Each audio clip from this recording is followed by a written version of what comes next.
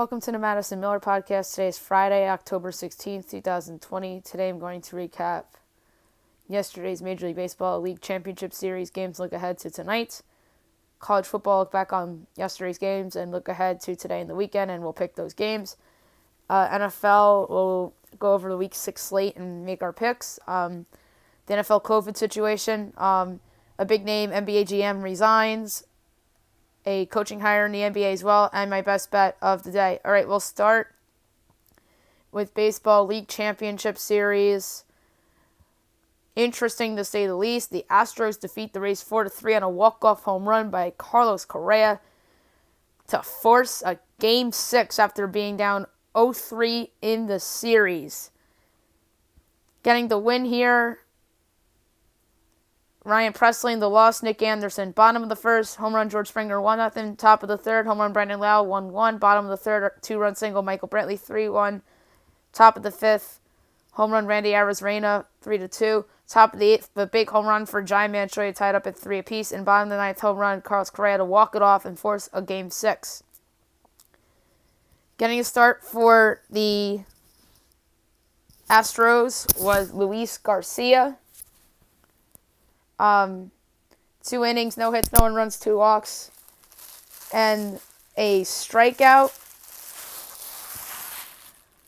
Then it was Blake Taylor, Enoli Paredes, Andrew Scrub, Brooks Raley, Josh James, and Ryan Presley. And then Tampa, John Curtis, an inning in the third, a hit and a run, a walk, and 2 strikeouts. Then Josh Fleming for 3, Aaron Slagers for 2 2/3, and Nick Anderson for an inning in the third. Nick Anderson has been very mediocre, if not bad, in the playoffs pretty much, other than one game against the Yankees and then in the Blue Jays series. Braves over the Dodgers 10-2. Bryce Wilson the win, Clayton Kershaw the loss, as the Braves go up 3-0 or 3-1 in the series. Top of the third, home run Edwin Rios 1-0 Dodgers. Bottom of the fourth, home run Marcell Ozuna 1-1. Bottom of the sixth, here's where the Braves break it open. RBI double Freddie Freeman 2-1. RBI double Marcell Ozuna 3-1. 2-run double Dansby Swanson 5-1. RBI single Austin Riley 6-1. RBI single Christian Pache 7-1. Top of the seventh, sac fly Edwin Rios 7-2. Bottom of the seventh, Marcell Ozuna homer is second of the game 8-2. Bottom of the eighth, RBI single Freddie Freeman 9-2. And RBI single Marcell Ozuna 10-2. Bryce Wilson 6 innings, a hit and a run, a walk, and 5 strikeouts. So the one hit he gave up was the home run to Edwin Rios. Then Will Smith for a third, Chris Barton for 2/3, then Tyler Matzik for 1, and Shane Green for 1. Clayton Kershaw 5 innings, 7 hits, 4 runs, a walk, 4 strikeouts. Bruce Stargaterol for a third, Vincent Gonzalez for 2/3, Dylan Floro for an inning and 2/3, and Jake McGee for a third. Tonight, 6 o'clock, TBS, Astros Rays, Game 6. Framber Valdez, Blake Snell. I'm going to go with the Rays here and Blake Snell. I think they close out tonight. The Rays are on FanDuel a minus, let's see here, 138 favorite, and the Astros are plus 120, over under 8, over at even money, under minus 122. So I'm, for my play here, this is hard. I'm going to go, I kind of like the over here at the plus money. This has been an under series, so you would think the overs do, right? I could see a world where the Astro offense, or the Ray offense, I should say, gets back on its face, or gets back going. And then the Astros, I could see their offense still hitting a little bit. So give me the over 8 at plus money. I just think the plus money is very enticing. And then 8 o'clock on Fox Sports 1, or 9 o'clock, Dodgers Braves. So it's a late one. Dustin May, AJ Minter. Oof. Dodgers, no doubt. The Braves are going with AJ Minter in a closeout game. Yeah, that's what I call punting. So give me the Dodgers here to force a Game 6. So Dustin May, I think, has been awesome in the postseason. Dave Roberts has used him in many ways, and I think that he is capable of throwing 5 scoreless innings and then go to the bullpen. So give me the Dodgers here, and they should be favored for sure. I do not, unfortunately, have a line here, but I'm probably going to take the over because of A.J. Minter, and then it's going to be a bullpen game for Atlanta. Now I'm going to go over the college football game from yesterday and look ahead to today and pick the games for today and the weekend. Arkansas State over Georgia State 59-52. Arkansas State's 3-2. Georgia State's 1-2. Impressive game for both offenses, and then Arkansas State really couldn't put them away, and then eventually they made a big stop on 4th down late in the game, which helped them, and then ultimately they got the big first down to the point where Georgia State had to use all their timeouts. So ultimately, Arkansas State got it done, and they covered the 3.5, and they gave me a best bet winner. On to the weekend. Tonight, we have 2 games. The first game is at 6 o'clock on ESPN, SMU and Tulane. SMU's giving 6.5, over under 65.5. I would make SMU a 4-point favorite in the total 68. So I have an edge on the over and I have an edge on Tulane. Where do I go? I'm going to go with the over here. Even though it went up to 65.5, I feel better about the over than I do about Tulane covering. So give me over 65.5 and what should be a shootout. I think that SMU will win by like 5 points. And at 9:30 ESPN, you have BYU and Houston. BYU is only giving 3.5, over under 62.5. There must be like injuries or COVID-related stuff. I'd make BYU 6, total 64. I was going to go over, but for the first time all year, I'm going to pick BYU, the cover. That is a low number. Low. There must be like a major injury or something, but I don't care. I think BYU's better than Houston. So give me BYU minus 3.5. All right, to Saturday's slate we go. Tomorrow, 12 o'clock. Auburn, South Carolina. Auburn's giving 2.5, over under 53.5. I am going to take Auburn. I got it at 3.5. I do it again at 2.5 as well. I think that Auburn is an interesting team. Promising a quarterback in Bo Nix. So I think that they get it done here and cover that number rather than easily. Clemson, Georgia Tech, minus 27.5, over under 64.5. I'm going to take Georgia Tech getting the 27.5. Pitt, Miami. Miami laying 13.5, over under 47.5. I would make Miami 6 and 54.5. I'm going to take Pitt getting the 13.5 in that game. Louisville, Notre Dame. Louisville's giving 16.5, over under 61.5. I would make Notre Dame 14.5 in total 57. In terms of a pick, I would go with the like the under in that game. I just think that it's a lower scoring game than people expect, and I think Notre Dame's defense can step up a little bit. That's a 2:30 game. I'm all over the place. Kansas, West Virginia. Now we're back in the noon slate. West Virginia giving 22.5, over under 49.5. I'd make West Virginia 12.5, total 52. So I'm taking Kansas in the 22.5. Kentucky at Tennessee. Tennessee's giving 5.5, over under 45.5. I would make Tennessee, 4.5, total 50.5. I absolutely love the over in this game. I think that this is going to be a shootout. Liberty, Syracuse. Liberty giving 2.5, over under 54.5. I would make Liberty 2.5, total 47.5. I'm taking the under. Navy, East Carolina. Navy's giving 2.5, over under 55.5. I absolutely love Navy. I'd make them a 10-point favorite in the total 62. Miami Pitt, we already did. South Florida, Temple. Temple's giving 13.5, over under 53.5. I am taking South Florida in the points. I hate South Florida. I think they're a terrible team. And I think that this line should be only 3.5 because even post-COVID, I think Temple is so overvalued. So give me South Florida getting 13.5. I think that Temple wins by like 11. Texas State and South Alabama. South Alabama's giving 3.5, over under 57.5. I'm laying the 2.5 at South Alabama.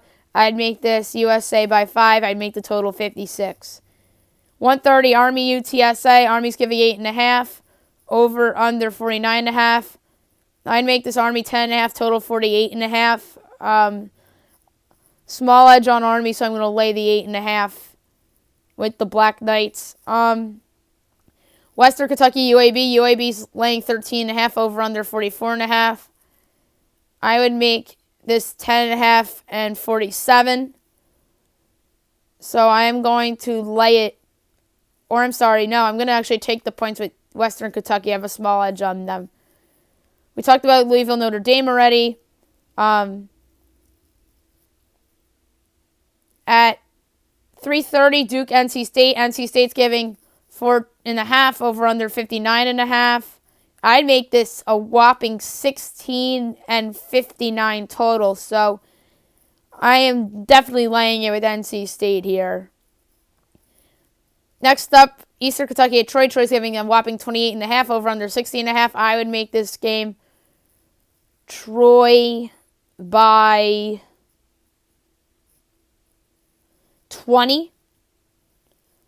So I'm taking the 28.5 with Eastern Kentucky. Ole Miss, Arkansas. Ole Miss is giving 1.5, over under 77.5. I would make this Arkansas by 1. And I'm going to take the under 75.5 or 77.5. It went down to, or up to, for the show. I feel like I have a big edge here on the under, even though these two teams are offensive machines. And I project this total to be 69.5. So I have a big edge on the under here. UCF, Memphis. UCF's giving only 2.5, over under 75.5. I would make UCF a favorite by 5. I want to say, yeah, 5, and then 64.5 total. I like UCF, but I'm going to take the under here because I have a bigger edge on the under. It's 75.5, and I project this total to be 64.5. I have an 11-point edge on the under here, and I think that's crazy. So I'm going to go with the under. UMass, Georgia Southern. Georgia Southern's giving 30.5, over under 63.5. I'd make this 14 and 59.5. So give me UMass getting the 30 and a hook. Next up, Texas A&M, Mississippi State. Mississippi State's getting 5.5, over under 55.5. I would make this A&M by 3.5. So I'm grabbing the 5.5. So I have a little bit of more of an edge on the Bulldogs. I won't be shocked if they win the game outright, but I'm going to say that A&M wins by 3. That's a 4 o'clock game, and so is UMass, Georgia Southern. Virginia and Wake. Virginia's giving 2.5, over under 57.5. I would make this UVA by 8, and the total 63. I am laying the 2.5 at Virginia. I can't believe that they're only giving 2.5. They're way better than Wake. 5 o'clock, North Texas and Middle Tennessee. Middle Tennessee giving 5.5, over under 72.5. I am taking North Texas getting 5.5. I would make North Texas actually a favorite in this game by 5.5, ironically enough. So I have a huge, huge edge on North Texas, and I think they're going to win the game outright. So give me the 5.5 with the green. Is it the green wave? Mean green. There you go. 6 o'clock, Marshall, Louisiana Tech. Marshall's giving a whopping 13.5 over under 15.5. I would actually make this game a pick'em and total 43.5. So I love La Tech getting the 13.5. Won't be shocked if they win the game outright. 7:30 and UNC and FSU. UNC's giving 13.5 over under 64.5. I would make UNC by 9. Total 57.5. I'm going to take the under 63.5. Well, now 64.5. I just think that this is a lower scoring game than people will expect. So, give me the under in what should be an interesting ACC contest tonight. Next up, you got at 8 o'clock, Boston College and Virginia Tech. BC is getting a whopping 13, total 63.5. I would make this UNC by... Did they move this? Oh, I'm sorry. Boston College and Virginia Tech.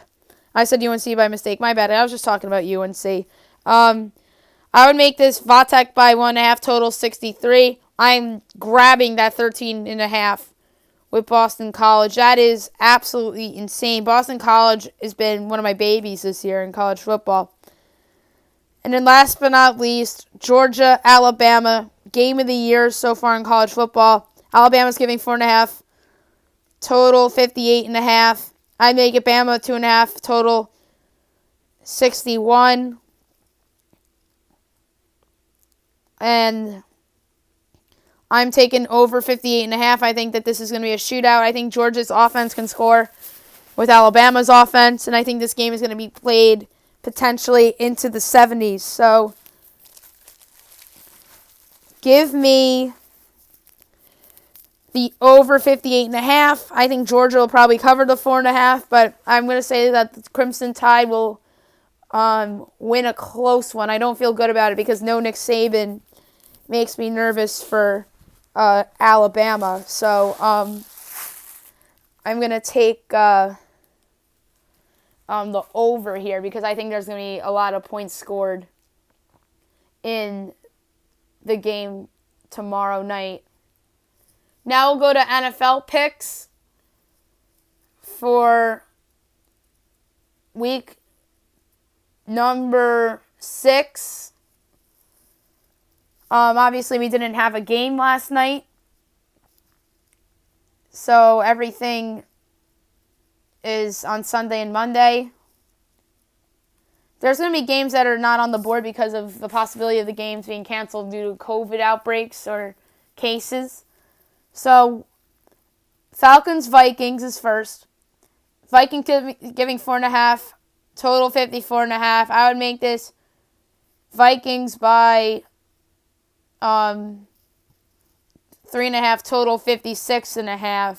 I'm taking the over here. I think that this is a shootout, and ultimately I think Kirk Cousins comes out on top. So give me the over in Atlanta, Minnesota. Next up, Ravens-Eagles. Ravens giving 9.5 over under 48. Who's out for the Eagles in this game? Who is out for the Eagles in this game? That line jumped from 2 points from yesterday. Matt Pryor, COVID-19? Really? That's what you move So no Lane Johnson, no Jeffrey, no Deshaun Jackson. So, Alshon Jeffrey I don't have as a spread player. Or Deshaun Jackson. Lane Johnson I don't have as a spread player either. So, really, they move 2 points because of those injuries. I mean, I guess they'll miss the receivers, but they've had some guys that have really broken out on their offense. Give me the Eagles getting that 9.5. That's a lot of points in Philadelphia, too. But I do think Baltimore will win. Bears-Panthers. Panthers giving 1.5 over under 43.5. I'd make this Bears 5, total 44.5. Give me the Bears getting the 1.5. I think they win this game outright and rather easily. So give me the Chicago Bears getting the 1.5. Next up, Bengals Colts. Colts giving 8 over under 46. I would make this Indy 7.5, total 44. Give me the under 46. I think that the Ravens showed a good recipe last week against Joe Burrow and that weak Bengals offensive line. So give me the under 46, and I expect the Colts to win. Next up, Browns Steelers. Steelers giving 3.5 over under 50.5. I would make this Steelers 1.5, total 56. I absolutely love the over 51. Or it's down to 50.5. That's crazy. I take it at that, too. I think this game's played into the 60s. I think Pittsburgh wins a super close game, maybe by 3. I won't be shocked if this game ends on a game-winning kick as time expires by Chris Boswell. So give me Pittsburgh to win a close one, but the play here over 50.5. Broncos Patriots. Patriots laying 9 over under 44.5. Everybody's back. And there are still some injuries with Denver. No Von Miller and no Cortland Sutton. Drew Lock's coming back, which is good news. I love Denver getting the 9. I am going to go bold here. I think this is going to be this week's Raiders-Chiefs. I think Denver wins outright. They're plus 340 on the money line. So give me the Broncos plus the 9, and I think they win outright. That's my surprise call of the week. Lions-Jaguars. Lions giving 3.5 over under 54.5.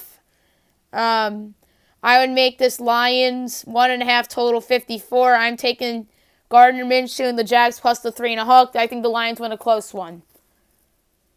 Next up, Titans-Texans. A lot of 1 o'clock games this week. Titans giving 3.5 over under 53.5. I would make this Titans 4.5, total 51.5. I like the under in this game. I think this is going to be a lower scoring game than people think. Texans defense, I think, will play well. And I think the Titans defense will play well, too. I'm going to say Tennessee wins a low scoring game. And I think there's a shot they cover as well. Washington at the New York Football Giants. Giants giving 3 over under 42.5. I would make this Washington 1.5, total 44.5. I am taking the Washington professional football team getting the 3. I think that worst case scenario, this is a push. Giants, wrong New York team. Jets at the Dolphins. Now we're in the 4 o'clock window. Dolphins giving 9.5 over under 47.5. I make this Dolphins 6 and 49. Give me the Jets getting the 9.5. I think that the Dolphins get off to a slower start. I'm going to say the Dolphins still win, but I think that's too big of a number, even against the worst team in the league. Packs at the Buccaneers. Packers giving 1 over under 55.5. I would make this Buccaneers 2.5, total 56.5. Give me the Bucs getting the 1. I think they win the game outright. Tom Brady's going to be motivated to play against Aaron Rodgers. It's minus 104 on the money line. Sunday Night Football, Rams at the 49ers. Rams giving 3 over under 52. I would make this Rams by 1/2, total 46.5. I love the under here. I think that both teams' defenses are going to play well. I think Aaron Donald's going to have a big day against the Niners offensive line. So give me the under 52, and I'm going to say Rams win close. And then Monday night we'll save for Monday's podcast because there's 2 games.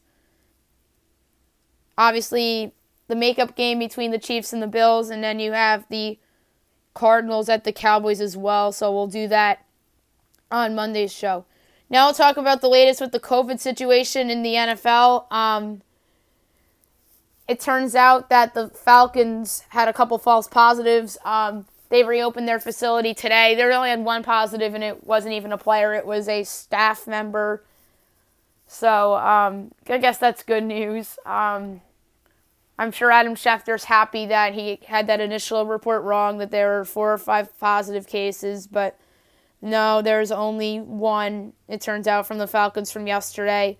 And there are more positive cases today in the NFL. The Colts have had a couple, and they closed their facility down. I missed this one. Vikings rule out Dalvin Cook for Sunday.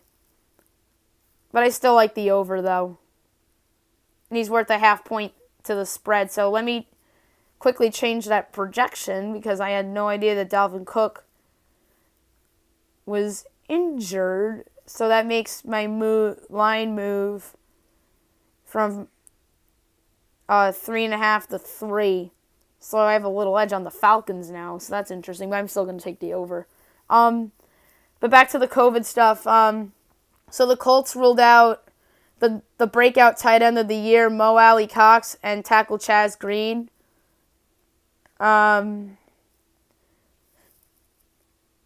So they shut down their facilities this morning because they had several individuals that tested positive for COVID. And it looks like the game is still going to be on because they ruled out a couple players and they didn't cancel a game. So here we go from Adam Schefter. Colts had 1 player and 3 staff members with troubling initial tests, but all 4 came back as false positives. We've been getting way too many false positives, which is a good thing, to be honest. You'd rather have false positives than a break or an outbreak like the Titans did. But yeah, that's good news. I didn't realize that, and Jim Irsay confirmed it on Twitter as well. And then there's a report from Field Yates. Was it Field Yates? Or who was it that with the Patriots that had that report? Adam Schefter and Mike Reese. Yes, reporting with Field Yates. So it was Field Yates. Patriots canceled practice on Friday after a positive COVID test per source. There's also a second test that they're waiting to confirm is a positive. So we haven't heard anything about that yet.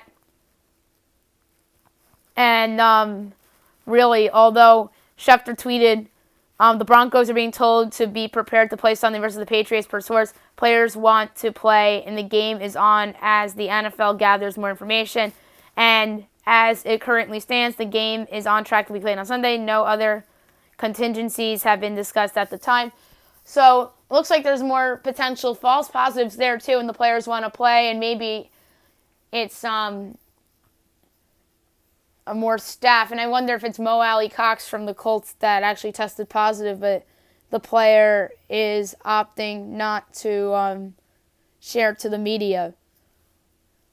Now I want to discuss a shocking resignation in the NBA. Houston Rockets general manager Daryl Morey resigned from his position. He's currently helping out in the front office, though, for the Rockets to help out with their coaching search. But, yeah, that's huge news from the NBA that Daryl Morey has resigned. So, lo and behold, despite not winning any championships, it's fair to say that he had a successful tenure as the GM of the Rockets. He made some great trades, including stealing away James Harden from the Oklahoma City Thunder back in 2012. And really helped them get going into the franchise they are today. They traded a couple lottery picks, or lottery, one of them turned out to be a lottery pick because it came from the Mavericks, who missed the playoffs in the 12-13 season, and that pick turned out to be Steven Adams. And then they got another first back and then Kevin Martin, who only stayed in Oklahoma City for 1 year. So he obviously robbed Oklahoma City Thunder in that trade. And then they signed Dwight Howard as a free agent in 2013 after 1 year with the Lakers. And it's funny because he was on the Lakers this year and helped them win a title. But Dwight in his prime was with Kobe and Steve Nash on that Lakers team that was super duper overhyped. It turned out to be before that season, and then they wound up firing Mike Brown in season and hiring Mike D'Antoni and missed the postseason. And then Morey goes and signs Dwight as a free agent, and he's with the Rock. And then they have Howard for a couple years, and then and then there's rumblings that he didn't want to trade for Westbrook, and then his new boss made him pull the trigger on it, and like he was a big factor in why they traded Chris Paul for Russell Westbrook. So there was a lot of dysfunction that we didn't know about between the new owner of the Rockets and Daryl Morey. Now Morey is no longer the GM of the Rockets, and now it looks like that they're going to promote their VP, their assistant VP of basketball ops to GM. And the Rockets are still looking for a new coach, and Morey's still helping out with the coaching search apparently, and that's why he's still sort of in that front office as of this very moment. Jeff Van Gundy's a candidate for the job, and there's a couple other people. Sam Cassell. We thought maybe Ty Lue would be in play, but nope. I'm trying to think who. John Lucas. So John Lucas, Jeff Van Gundy are the two finalists for the job. I think it's going to be John Lucas that gets it because I think that he's close with James Harden. So ultimately, I think he gets this job. Although Jeff Van Gundy back in the NBA, I think would be a fun story to keep an eye on. And I think it's a little risky if they hire Jeff because this could be John Gruden 2.0 in the sense of he returns to somewhere where he used to coach and doesn't have that success right away. But the difference is that Jeff has a better roster than John does with the Raiders. And although the Raiders are surprisingly decent this year, they were decent last year for a little while too. They were 7-4 and then fell off the cliff. But we'll see if Jeff winds up getting that job or not. Now, speaking of head coaching hires, the Clippers have hired Tyronn Lue to be their new coach.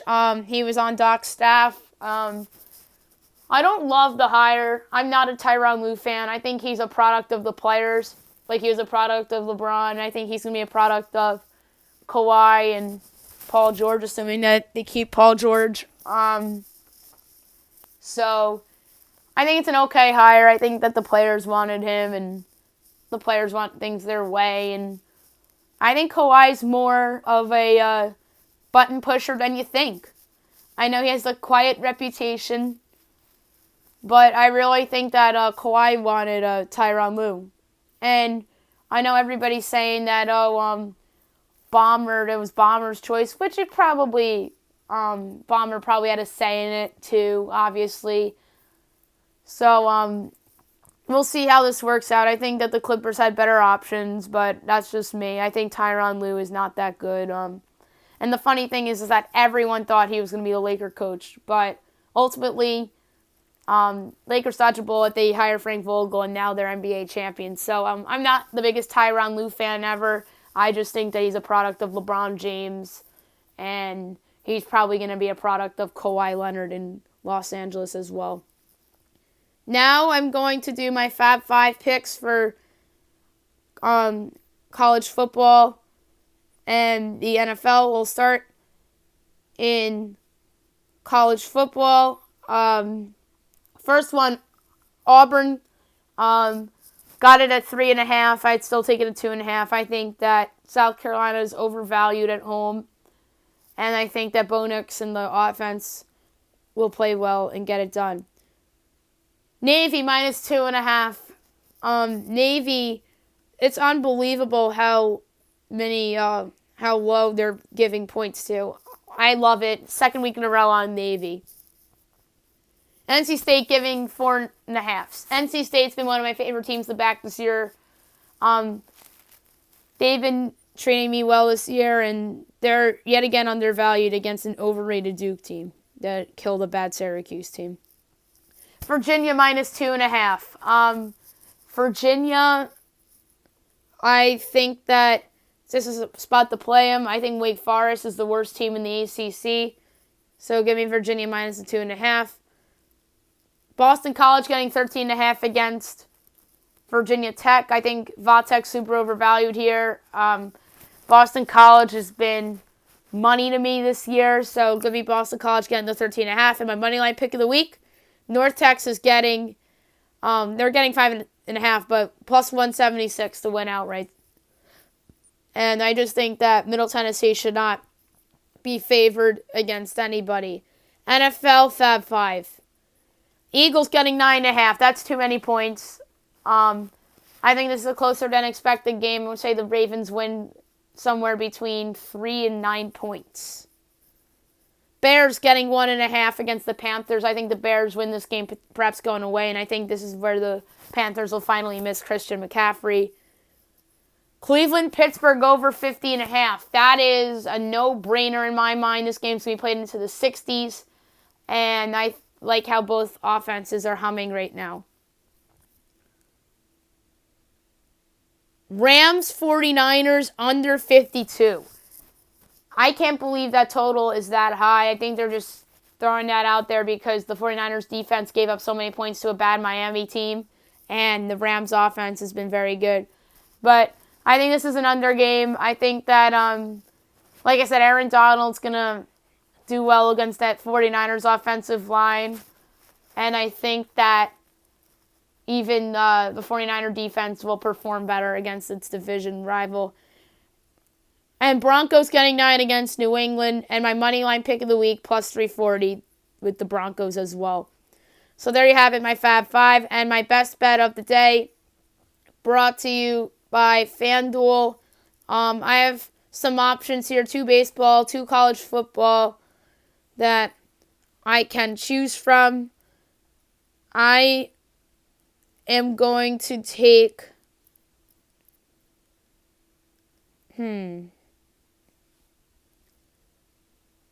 this is tough. This is tougher than I thought. Over 9 Dodgers Braves. I just think that continues. So there you have it. Best bet of the day. Over 9 in the Braves-Dodgers game. That's it for today. I'll be back on Monday recapping the NFL and college football from the weekend as well as the Major League Baseball. We'll probably know who's in the World Series by then. Or I should say we'll definitely know who's in the World Series by then as the World Series gets underway. On Tuesday, I'll do a World Series prediction for you guys as well. Any other news related to COVID and sports I'll have for you, and any other coaching news with the Rockets or anybody else that makes an NBA coaching move or whatever, I'll have for you on the show on Monday. Hope you guys have a great weekend, everyone.